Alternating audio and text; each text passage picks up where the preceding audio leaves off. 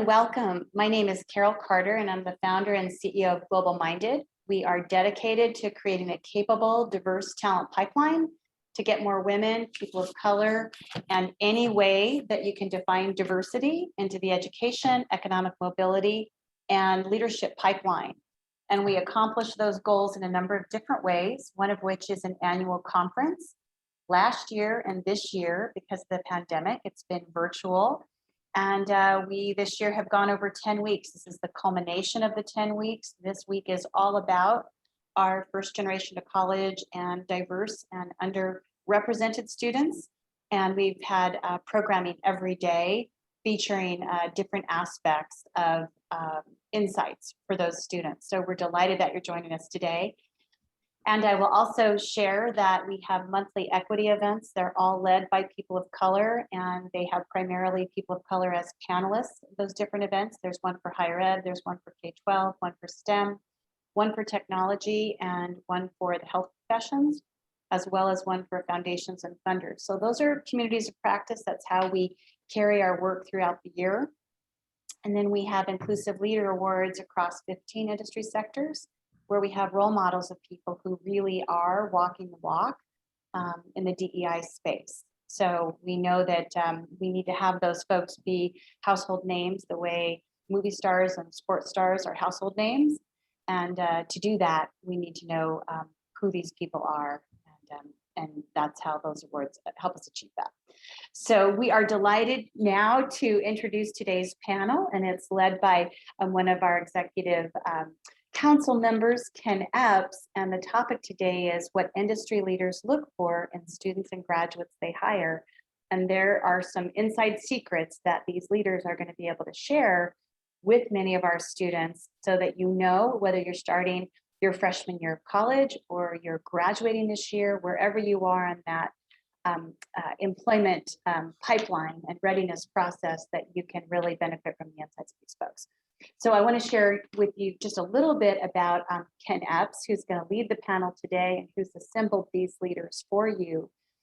Ken Epps is an accomplished senior executive, entrepreneur, and board member with more than 20 years of success leading emerging and Fortune 100 organizations across the healthcare and communications industry.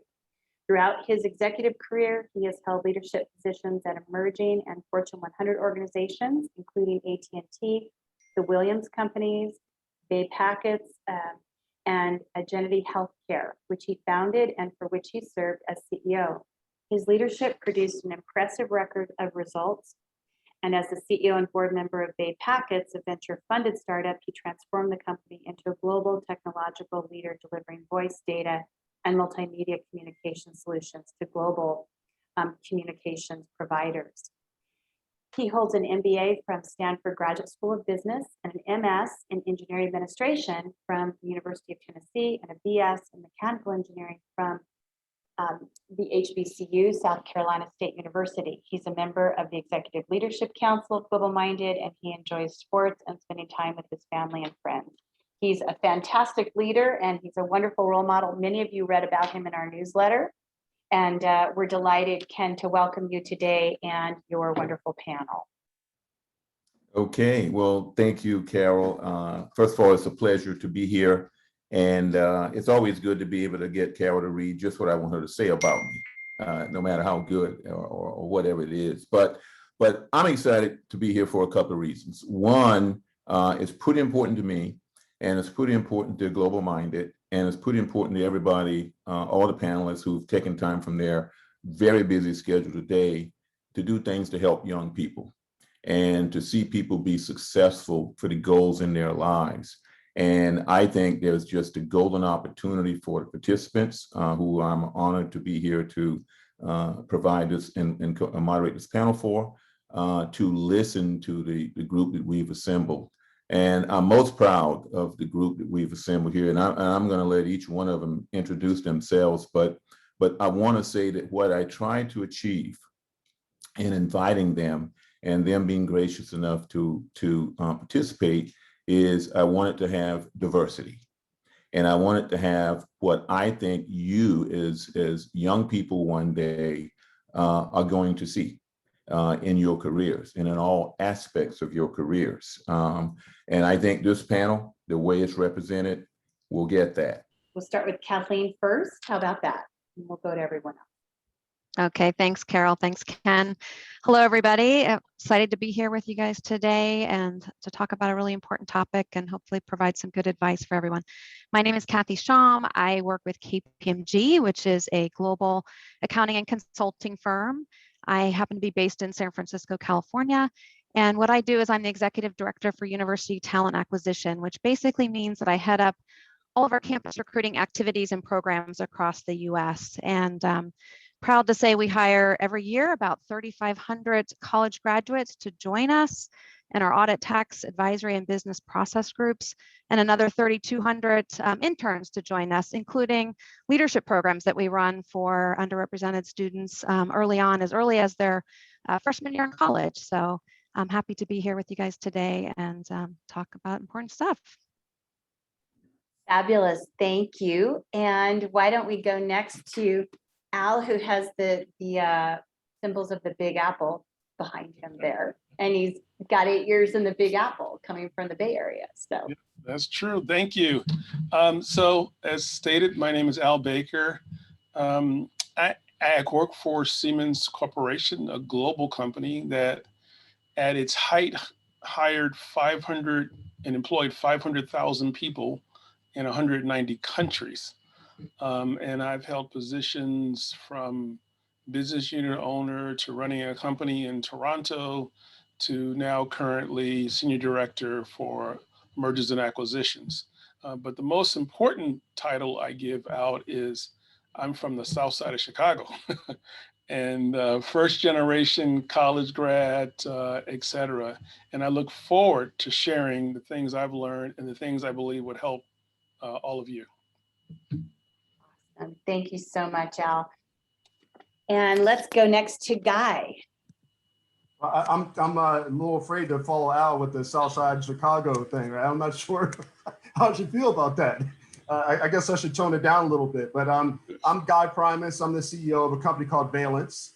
And our mission is to create new paths to success for Black professionals. We have 17,000 Black professionals across a variety of industries and functions. And really what we want to do is help them identify where they are, where they aspire to be, and really help them navigate that path to success. So we actually started off with a two-sided marketplace where we have over 100 companies that are interested in connecting with our talent.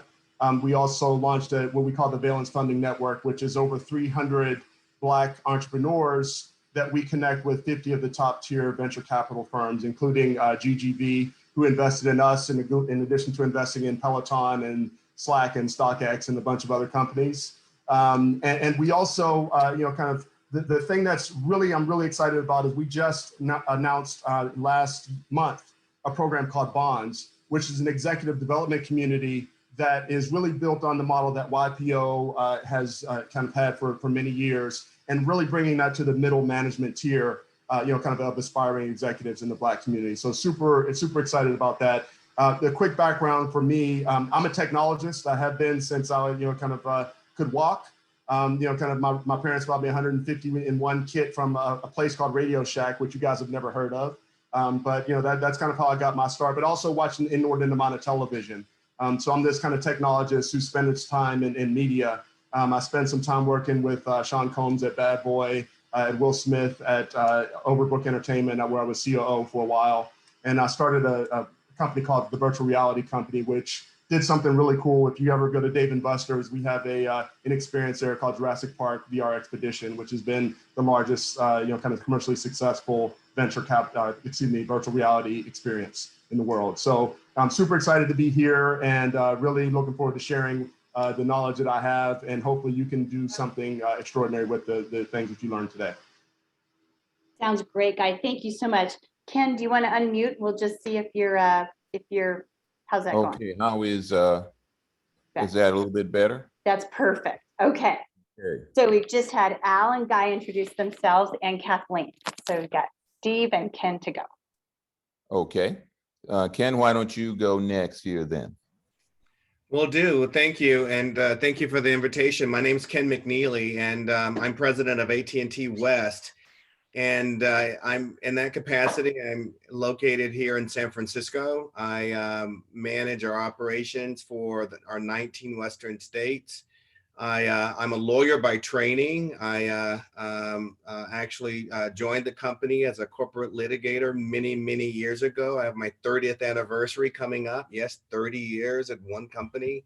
And it's been great to see the evolution of our industry, and as we become a wireless entertainment company and fiber, and I've been on the forefront of trying to see that evolution, and then trying to ensure that we're representing the communities that are where our employees live and work, and being able to have that feeder of talent into our ranks and our organization that again better represents the communities where we live and serve. And so I'm really excited about participating in today's discussion. Always excited to talk to young people about getting into the business, and I'm glad to be invited. Thank you so much. Thank you, Ken. Okay, Steve. Thanks, Ken. I have a complex about going last with the name Zimba, but I'm Steve Zimba, and pleasure to be here today.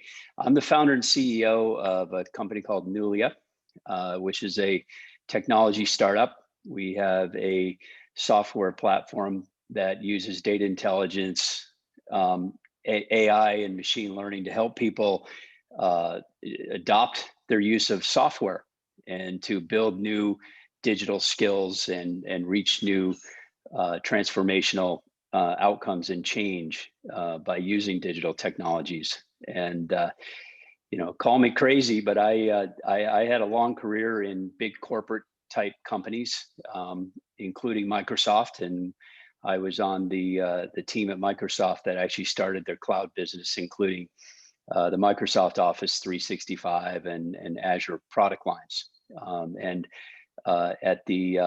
When I reached my 50s, I somehow thought it was going to be a good idea to start a technology software company for the very first time in my life, and it's been a great journey so far, and very exciting. And I hope I can share some of my own experiences from working both at very big companies as well as in a startup type environment, and what that means to grow your career and your skill set. So very excited to be here. Thanks for having me.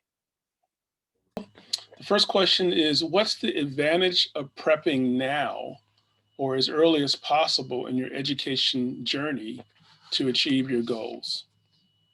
Thanks, Al. I would say, I understand if you're going into college first, some people know exactly what they want to do, and many people really don't know, and either one is fine. I think I would encourage you as you start to talk to your career services center. Talk to them about what events might be happening on your campus. Chances are there's going to be some type of career fair happening in the fall where a lot of employers are going to come. And I encourage you to attend that and go around to the different companies, talk with the representatives, ask what they're doing, what they like about their job, find out about the companies, and you're probably going to gravitate towards certain things that sound of interest to you. I think that's a great way to start, to try to figure out what else is out there and where you might align your interests. Another great thing to do that a lot of schools have is a student group fair as well, to see there's usually so many different student organizations that are aligned with either interest or a lot of times with the career options as well. So do the same thing, go to that student fair, talk to the different organizations, pick one or two that might really hit home with you, and then get involved, get engaged with that, learn what they're doing, volunteer, get involved in projects, and typically they host events with employers again, so that you'll get a chance to really expand your network. So I would say start with some of those things. I'm sure others can jump in with additional ideas. I'll jump in. I would say that one of the advantages of starting as early as you can and kind of charting some type of course is that it's a lot less risky now. Right, and Steve kind of alluded to it. He's a 50-plus-year-old entrepreneur, had an incredible career, but there is something to be said for starting when you don't have a mortgage, you don't have mouths to feed necessarily. you haven't built up a name and a reputation and a career that you put at risk. And so the sooner you can start down the path which you ultimately think is going to be your chosen path, I think it just is a lot less risk, and you can kind of put yourself out there and experiment with things. And I think along those lines, it really is important to understand what your strengths and weaknesses are, what your interests are, and your aversions. So the sooner you do that, I thought I was going to be a physics major, right? I entered Georgia Tech as a physics major, and I spent my senior year of high school working at a company that did work in the area. And one of the guys told me, well, the government is the #1 employer of physicists, and they're having some challenges over there. I thought I wanted to be a Mayor Bose. And I was, after we had that conversation, I put it out there and had the discussion. I was able to redirect myself in more a Ted Turner type role. And so that's really, I think, again, getting out there, putting yourself in a position to understand what you like and what you don't like is a really incredible benefit. If I can add to that, I mean, I think that's a great point. I think I see clear benefits into an early start, but I would also caution against specializing too early. I mean, I really like a very broad general approach to education in the beginning, kind of like the funnel effect, where you learn as much as you can about as many different things as you can. Because I remember when I was in college, I didn't know what I didn't know. I mean, I had such limited experience. I mean, for me, a banker was a teller in a bank. I had no idea there was an industry of banking and with people investing other people's money. I had no idea. And so I would really encourage a very broad look at education, and then start to specialize as you progress through the years, and not specializing in something very specific so early. And I also want to add to that, I really encourage you to think about college in a very holistic way. That it is a learning environment, not just in the classroom, but the entire experience is so important. And I think it's critically important really for 21st century skills now, because I think as employers, we are looking at very broad-based skills like collaboration and critical thinking and leadership. Some of that you will learn in the classroom, but a lot of it you will not. And those opportunities in the university and college environment are also as important. I would echo everything everybody said and say, I probably have very little to add to it. I equally started off as an engineer and realized I hate engineering, but I would have never known. I did 3 summers of internships, and by the time I graduated, I knew I didn't want a job in engineering. But the other thing I'd say, though, and this speaks to why I started off with saying South Side of Chicago. What I'm pointing out here is, we all come from a certain culture and community. And what we don't know is how other cultures and other communities actually interact, communicate, make decisions, value things. And when you get into the corporate world, it's a corporate community.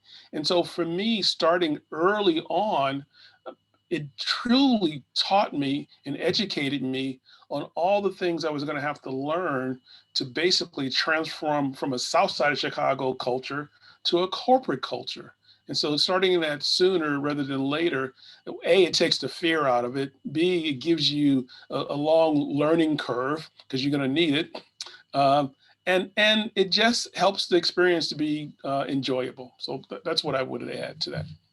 So Guy and Al, I was like you. I had come out of college ready to underwrite equities and bonds in Wall Street in New York, until I realized I didn't want to do that.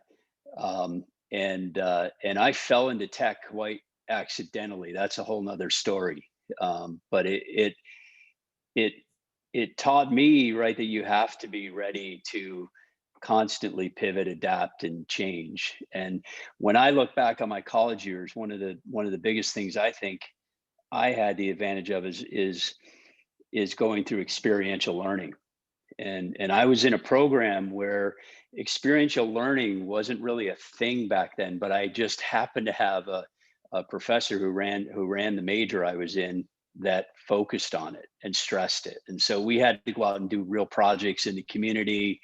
We couldn't get a degree if we didn't do those things. And I think the working part of what I did may have actually turned out to be the most important part of my college education, because I learned real skills, right? I learned how to show up to a job. I learned how to have a meeting. I learned how to set an agenda.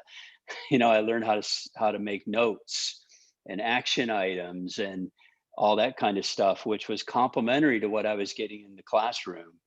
And I think when I left school and went to work, I was ahead, not because of what I knew in the classroom, because I clearly learned to do something different than what I ended up doing initially, but I knew how to work and I knew how to get things done and how to be in a job.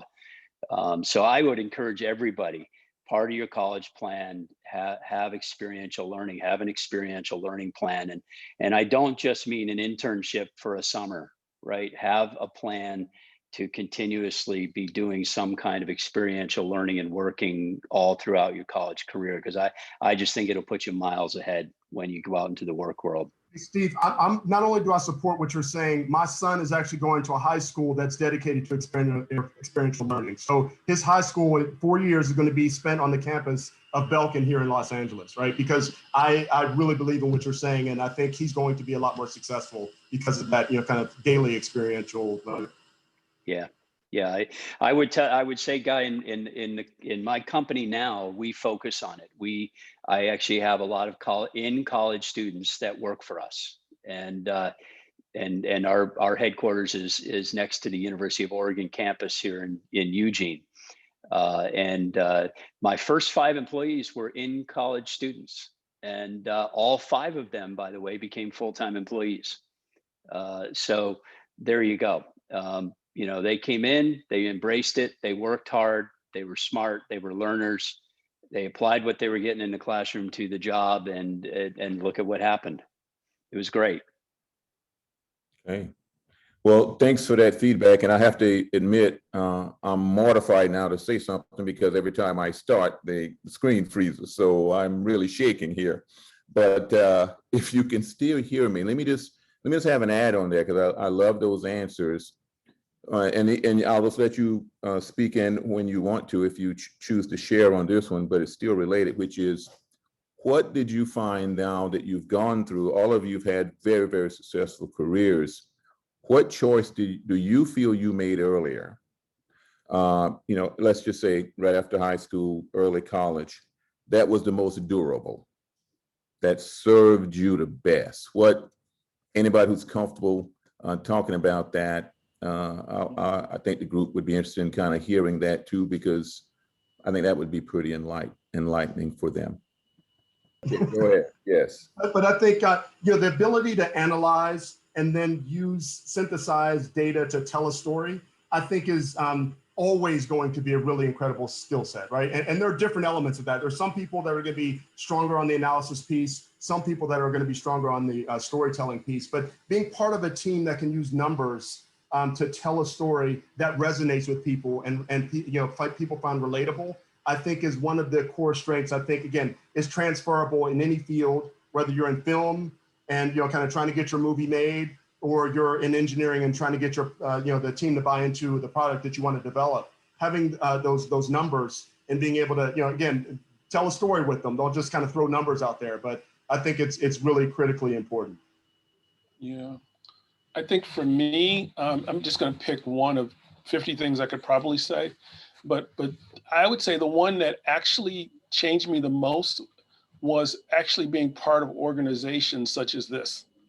And why I say that is because if you're a first generation college student, and if you're deep in your culture and your community, which I was, it was a new world for me. This is a new world. And so being part of Link Unlimited, being part of Inroads, being part of Upward Bound. I mean, I can name these organizations that, I'll be honest with you, as a young kid from the South Side of Chicago, I did not understand what they were doing or why they were doing it. But boy, oh boy, was it a catalyst. It reformatted my mind. It allowed me to accept things that I wasn't willing to accept because they were so foreign and different. And so for me, I would say, you know, whether it's MAPE for marketing or you know, look at for these organizations or global minded and dive deep.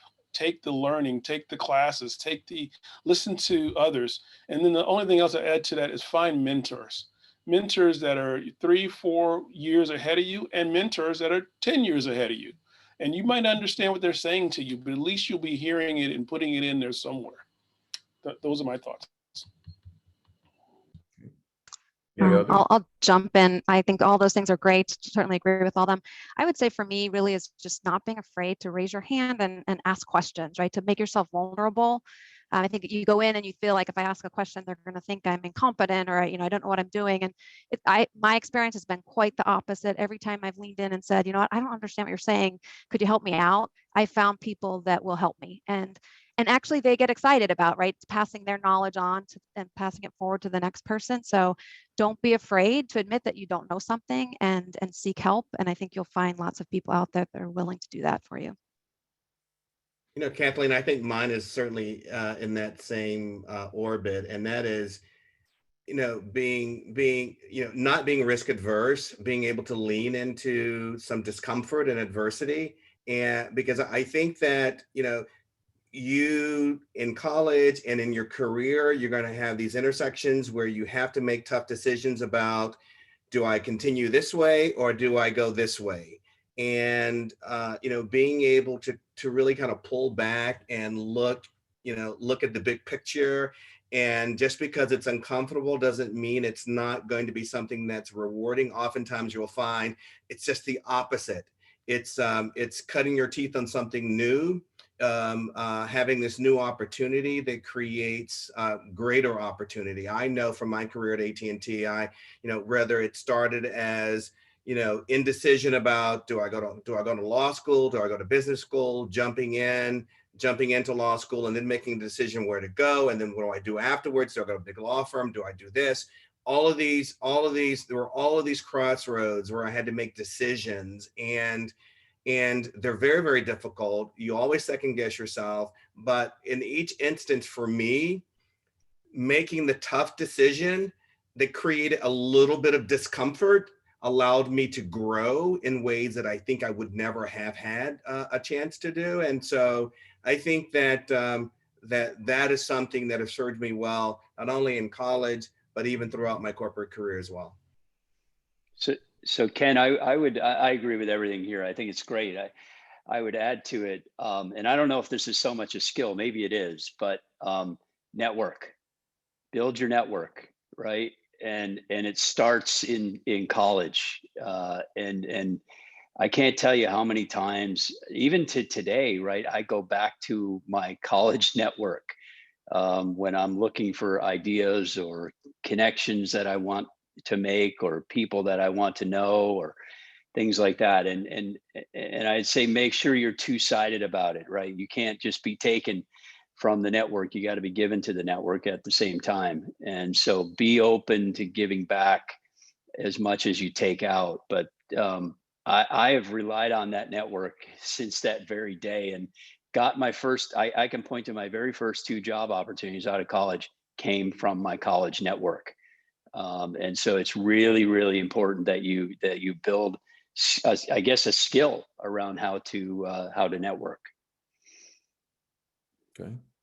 Let me relate it to that, and thank you for that. You know, most of the kids we're going to be working with here are not going to have the networks that some of you had coming through, and they are going to have to reach out to people in different areas, stratas, businesses, communities, etc. What advice would you give someone if they had to reach out to you? All right, each of you are very busy. You have 10 times more things to do than you have time to do. Most of you have secretaries that you need an army to get through to get to you. If someone wanted to reach you, I know how that works. So if these kids wanted to reach each of you, what is it that they need to say? What approach do they need to take? What strategies do they need to use to get the attention of an executive like you? And you can go in whatever order you like, if you're comfortable sharing your thoughts on that. I'll just jump in and say, I think being more specific than less. I mean, general meetings are great, but I think being more specific, because I really want to add value and I want to prepare to answer the question that I'm going to be asked, right? So knowing why we're meeting is really helpful. Being thoroughly prepared and kind of understanding who you're talking to, whether it's me or anyone else, but kind of doing a little bit of due diligence on what that is. And then I think on the flip side, like once the conversation has happened, and again, I can explain how to add value. I think in the interest of building a network, right, in the interest of building relationships, be prepared to follow up on whatever we talked about, whether it was advice that I gave or something that you wanted to do. I think it's really important to kind of practice, kind of having a specific item to talk about, taking advice, listening, really listening, active listening, and then using that, kind of to demonstrate that you actually have acted on what was talked about in the conversation. Well, let me stay with that while the panel think about it some more. It is unlikely that they should expect to talk to the CEOs and the guys like you all running the companies, but I think it is reasonable that they should hope to get access to somewhere in your business where their skills could be utilized, right? Because they'd be frontline entry, but they might want to have a role in your company somewhere based on their skills. Is there any thoughts you'd have for how they should send communications and approach things, not only with your companies, but with businesses in general to kind of break through or penetrate? Yeah, I mean, I think LinkedIn is a great source for students to do some research and reach out, find out if you have a particular career interest that you're looking at. You can find companies, you can find people, you can send a direct message. And I agree with what Guy was saying, be specific. And if it's someone that you've met at an event or heard a speak at an event, reference that event so that they know how you got connected to them. And then again, do that research, find out about the company. Tell me why you want to talk to me, or if you're talking to someone else at my company, why KPMG? What is it that you're interested about my company? Don't just come and say, hey, do you have any job opportunities here for me? Tell me, what is the match? What sparked you to reach out to KPMG? What's the connection that you have? What are you interested in, passionate in, and what do you want to talk about? Like Guy was saying, I think the more specific that you can be, the more you're going to catch my eye and want to say, I want to talk with this person. They've done their research. They really know what they're looking for. And I feel like I can provide some help. I agree, absolutely, Kathleen. I love the specificity recommendation because I was going to say, those resumes, those discussions that go to the top of the list are people that you can identify who have already thought deeply about the connection. They've started their homework. They can tell me. I have people sending me saying, I've been thinking about 5G and its applications. Let me tell you a little bit about what I'm thinking about. I mean, that's someone who is already thinking the next step. They're not saying, can I talk to you? They're offering up suggestions. I know that they're deep thinkers, that they're doing their homework, and that's the kind of attribute that you can't train. That's a hungry person. That's a person who is showing drive and incentive. And that's, you can train and teach other things. You can't train and teach that. And so those are the kinds of people that really surface to the top in my idea. Excellent. Any other comments there? Okay. Well, I think as personal as you can make it too. And again, without getting creepy, but you mentioned it's unlikely that the CEO will talk to someone. I talk to almost everyone who's from Pittsburgh, right? If you can tell me that you're from Pittsburgh, I'll pick up the phone, right? It's not a lot of us, kind of out in Los Angeles or, kind of, that have made it, kind of in engineering or whatever that I'm aware of. So I always pick that call up. Georgia Tech, Harvard Business School, someone saw, I think, the most intriguing thing, again, to follow on to what Ken said, the most intriguing thing is when someone says, hey, I heard you speak at this, or I read your article, and here's my take on what you said, right? That's like the, kind of the hook in the mouth, right? It's really, you almost have to respond at that point in time because, hey, someone's paying attention to what I'm saying that doesn't have to. I'm not paying this person to pay attention to what I'm saying. So I think it's I love what Ken said, and again, what Kathleen is right on point. Excellent, excellent. So let me take the opportunity to blend in a question from the team, the group that's listening right now, and I'll just read it. What skills have you all noticed new college graduates lacked as they started their job? And it's a two-parter. How would you suggest we prepare and apply those skills now? Anyone who feels comfortable starting off with that? I'll go on that. I mean, one, I've mentioned this a lot to university educators as well. I really have a problem with the way we continue to teach in universities with the lecture style. I think that I think, Steve, you may have mentioned this around. I really am a big proponent of interdisciplinary studies and seeing how different things come together to fit. And I think a lot of the really good, particularly prep high schools, are doing that. I have kids. My kids are and freshmen in high school, and I know there's a strong focus on interdisciplinary studies now, where if you're taking physics, you see how that really reacts to art, or how English and history are together, and you really start to see the combination of these different substantive courses. I think that project-based learning, hands-on learning are critical things that we really need to see more of from our graduates, because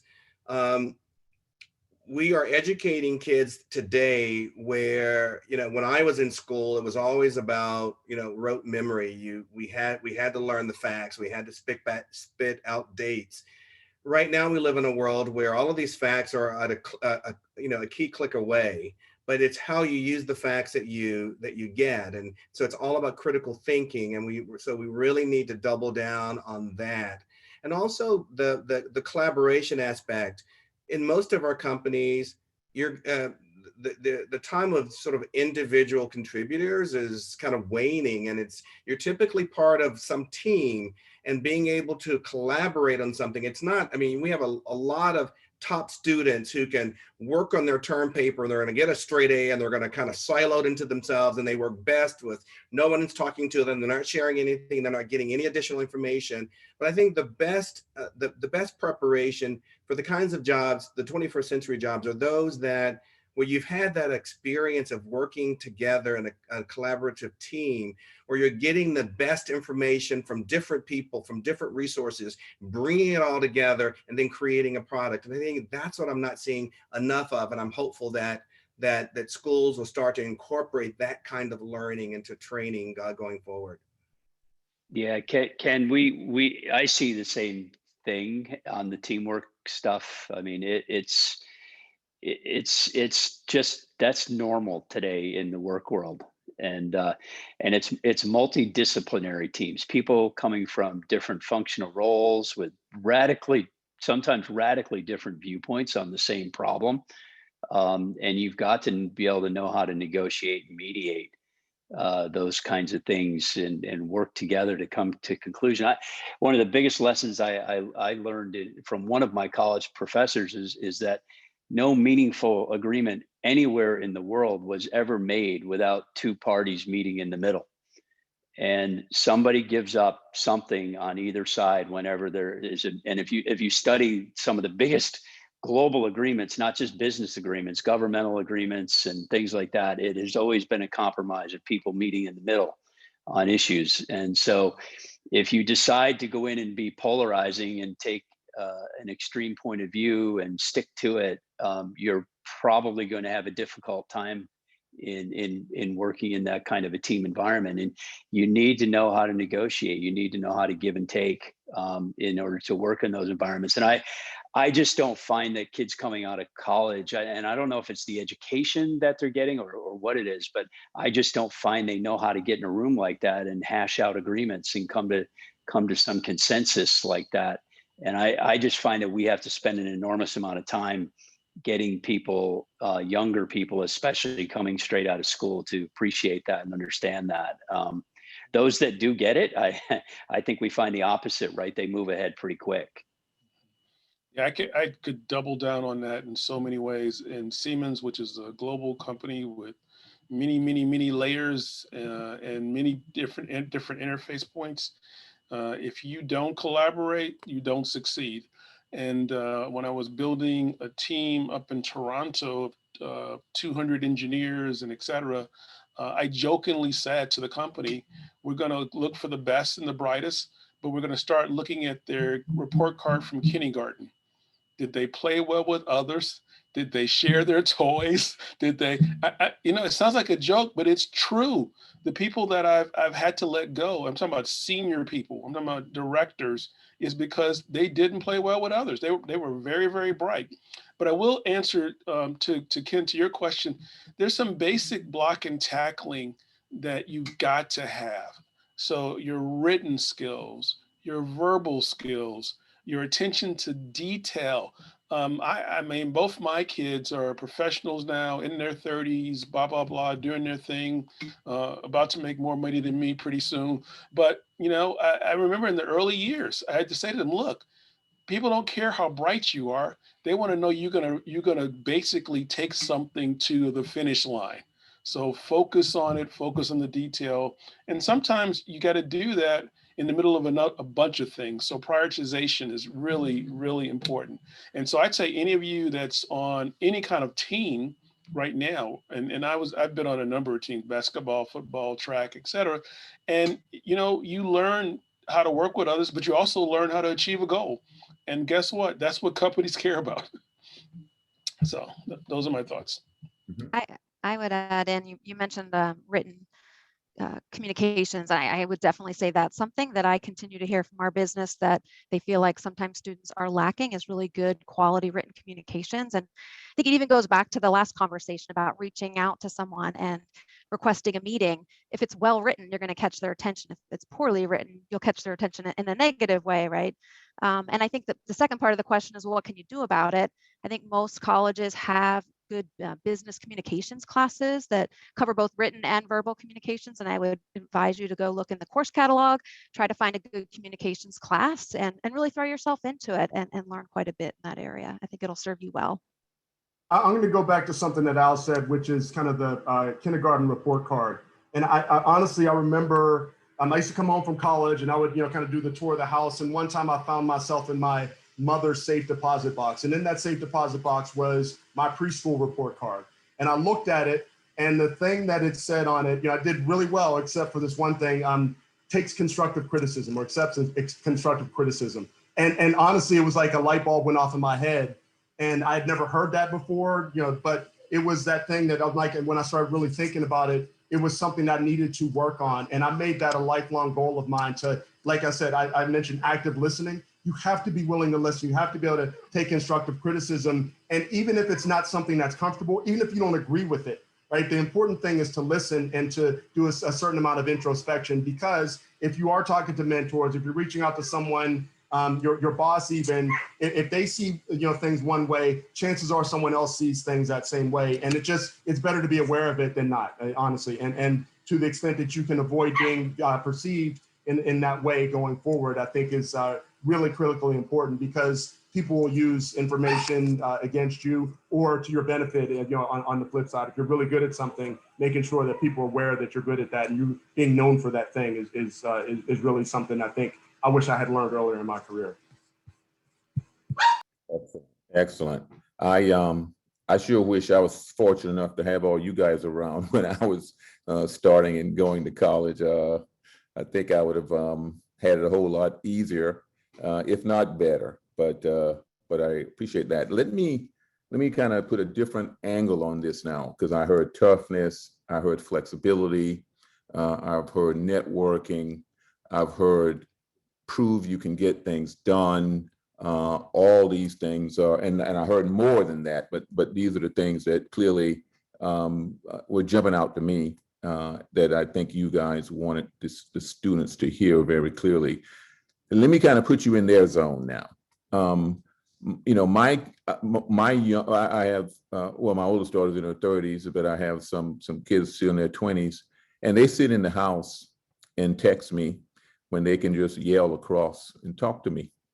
And I'm like, what the? So, you know, as leaders in industries now, where do you place social media and how someone can shape their career, good and bad, with regards to access and the utilization of it? Do you feel like social media is a benefit to a young person right now as they think about tools to help and advance, or is it neutral, or is it a detriment? I'd appreciate any thoughts any of the panelists have on that.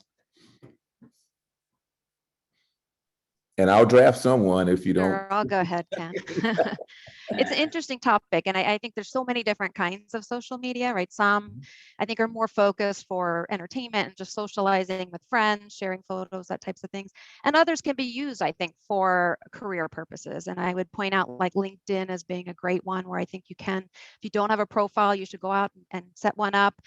Maybe even take a class to learn about the types of things to put in your profile, but you can use that to research career options. And as you start your career, though, you know, those that might be a little bit closer, you can also use it to position yourself as a thought leader in areas. There might be, maybe you wrote an article in a college course, right, that is related to what you're doing now. Go ahead and include that as something that you've authored on your profile. And the more you build, then you sort of build that portfolio of work, if you will, that then will get noticed by recruiters and other people, other business leaders. You might get asked to speak. And those are ways that you just sort of slowly can use social media in a positive way to further your career, I think. So just to get us started. Yeah, I would jump in and say, you know, in corporate America right now, depending on, you know, the size of the corporation, et cetera, there are literally 5 different generations. So you've got the traditionalists, the baby boomers, you just go through all the way to Gen Z. And each one of them communicates differently or has a preference for communicating differently. So there's no good, there's no bad, but here's the thing.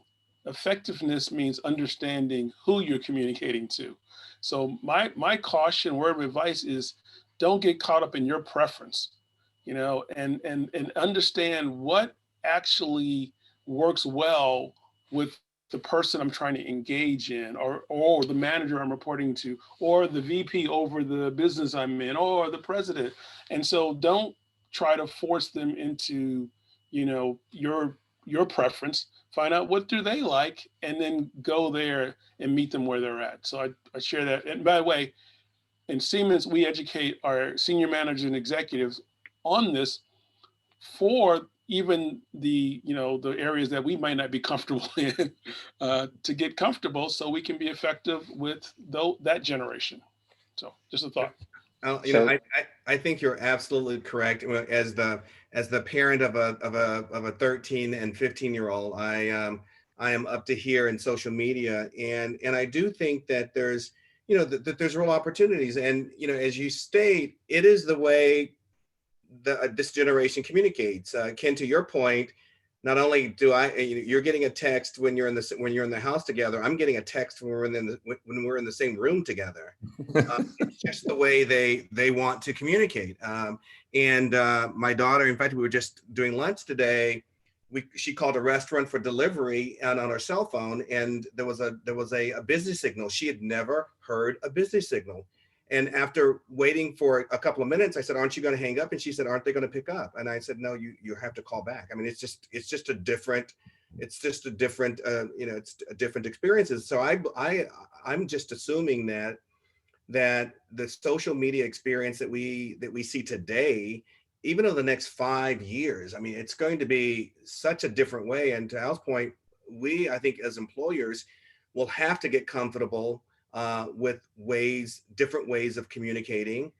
In fact, different ways, as many of us have seen, in the way younger employees engage in the workplace at all. I mean, Exactly. we've heard a lot about kind of episodic tenure at employers. I mean, I'm approaching 30 years with AT&T. I can't, when I mention that to young people, they can't imagine, being at one employer that long. And so I think we have to understand and get used to as leaders that we have to continue to excite these new entrants and to meet them where they are. Excellent. Yeah. Excellent. So Ken, this would fall under the forearmed is forewarned category, I think. But there's not a single new person that I meet that I don't immediately check all their social media and do a Google search to understand more about them. And be responsible with your social media, because it lives on. It doesn't go away. And some people may love what they find when they do those searches, and some may be very offended by what they find, and it could be a turnoff. So I would say just manage your social media in a very responsible way, knowing that there's lots of people out there who are like me, and it is a source of information and public information, and I rely on it. I genuinely do, especially in my professional side. I rely a lot on LinkedIn, and I think that was mentioned. And so make sure you have a good professional LinkedIn profile that represents who you are and the kinds of things you're doing and that you like to do, because it's just really, really important. Yeah, I would echo that. And I would say, again, to Steve's point, what do you want to be known for? Right, and post on those things insofar as you can.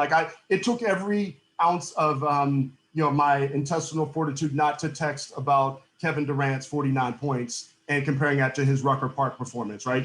Everything I had, but that's not my brand, right? No one's looking at anybody from Pittsburgh to talk about basketball, right? For one thing, and it just is not, about media. It's not about technology. It's not about finding opportunity. It's not about education, right? It's not none of those things. And so every time you post something that you're not known for, honestly, it dilutes your brand to a certain degree. Maybe you're known for comedy, and that's what you want to be known for. But I think to Steve's point, you can do real harm to your brand, not only because of something that you step in, but just by diluting the things that you are really good at, right?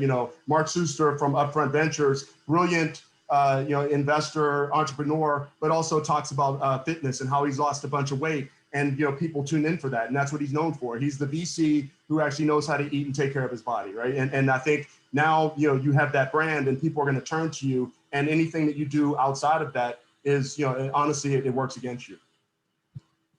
Excellent, excellent. So it sounds to me that you are, as a team, you are suggesting that first and foremost, you be responsible and be aware that whatever you put out there is out there. Secondly, be aware that you have a tool that you can shape to your advantage. If you're smart about it and you're going at tools like LinkedIn and stuff that professionals use, and you use that wisely. And also be aware that everyone, not everyone, but certainly if Steve Zimba is going to hire you, he's going to do a shakedown on your social media to see what he feels. And by the way, he's not the only one. That's just going to happen. All right. In the interest of time, let me just close with a question from the group here, and then ask for each of you. You can choose to respond to this question, but also, regardless of whether you respond to the question, I'd like for each of you, from a closing standpoint, give any parting thoughts to this team that you feel is most critical from your experiences, that you would just, if they were your son or daughter and you were talking to them about being successful right now, what would you tell them? I'm on my way to college, Mom. I'm on my way to college, Dad. What are the parting thoughts you'd give them? And I think we'd wrap it up after that. So The one question I had here, it looks like it closed out, so we are okay there. So let me just go with kind of closing and parting thoughts from No. each of you. So Ken, I'll start. I give this advice a lot, right? I tell young people about the only thing I've been able to guarantee in my own life is that things will change and stuff will happen. And I don't usually use the word stuff because what makes the difference in an individual is how you respond to when things change and when things happen. What do you do about it? Right? Because you've got a choice. Every time something like that happens, you have a choice, and you can lean into it or you can lean back from it, and you can let it happen to you, or you can embrace it as another opportunity to go do something. And I think as you enter the university and you exit university and go into your first jobs, you got to be ready for change. You got to be willing to constantly learn and adapt and just evolve continuously, because I think the world's going to change more and faster for this generation than it has for any of us here, and probably for any generation that's between us, this one and us. And you just have to be ready for that. So that would be my parting advice. Thank you, Steve. Al? Let me get myself off mute. Yeah, I think for me, especially as you're just starting out, be intellectually curious. Yeah, take the courses, get the grades, get the A's or the 4.0, but be intellectually curious. What's going on? What's happening here? I find that has led me to places I never thought I would be, and opportunities I never thought I would have. And then the second thing I would add to that, though, is be a strategic thinker. And whenever I tell somebody about strategic thinking, whether it's my kids or someone else, I say, just think about chess or even checkers. You just don't move, you think ahead to your moves. And so you need to do that in your life, and you need to learn how to become really good at that. And sometimes when you're making your strategic plans, no one else will understand them. So this goes to the fearless part. No one else will get it. When I make different career choices or moved away from options that my community thought were great, I mean, literally people would look at me like, are you crazy? My dad even said to me one time, when I went to go get an MBA from Stanford, don't you have enough education? What are you doing? And I love my dad to death by this, so I just be honest with. But the fact is, I had a strategy. I was thinking, I want to get into this space and I want to be an executive. This is the path. So intellectual curiosity, strategic thinking. That's my empowering thoughts. Thank you, Al. Kathleen? Sure.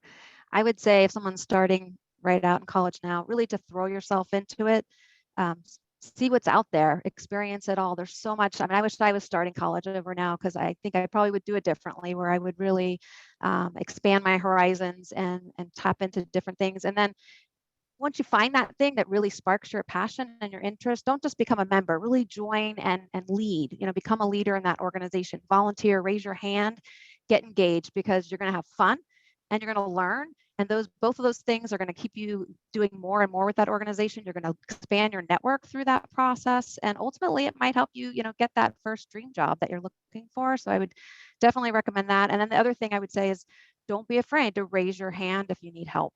There's a lot of resources on college campuses as well, whether they be tutoring resources or career center resources or friends or professors. Like, everyone wants to help you. They're there, they're very passionate about that, but they don't know that you need help if you don't ask. So don't be afraid, again, to make yourself vulnerable and ask for help. Excellent, excellent. Thank you, Kathleen. Ken? Yeah, I'll continue the vulnerability theme, but in a slightly different, nuanced way. And that is that, I believe that you know, particularly as we move into these environments that are very creative, very collaborative, you know, I really want to encourage young people to be their authentic selves and to go in and not tap down that difference. Because I do see that, you know, that as we encourage folks to think big, to take risks, to be creative, we all have so many lived experiences, and so many of our experiences have been tapped down and not exposed, and we've been told not to share because we wanted to fit in. And those lived experiences, whether it's, you know, how you were raised and the neighborhoods you grew up, the languages you spoke at home, your parenting, your parenting relationships. I mean, those are the kinds of things that make you you. And those lived experiences have value, and have value in the decision-making processes and the analyses and the all the decision-making that occurs in the business world. And I think that sometimes that very difference is that secret sauce, that value add that the organization needs to succeed. And you've been trying to tap it down to fit in with everyone else. And so I really want folks to understand, I think that the world is changing in the sense that there is real value to these differences, and really celebrate them rather than try to blend. Excellent, excellent. Thank you, Ken. Guy, bring us home, Guy. Wow, I'm honestly, I would love to just end it with what Ken just said, because that's so important. I mean, it's critically important. It probably is like the thought of the year, right? Just to be honest. But if I have to add something slightly different, I'll say that I am old enough to be a first generation hip hop head, right? You know, I grew up on hip hop. Hip hop was created during my lifetime, and you know, it was my first love of music. And, you know, you can talk about the great MCs, you can talk about Biggie or Tupac or, you know, Jay-Z or Nas.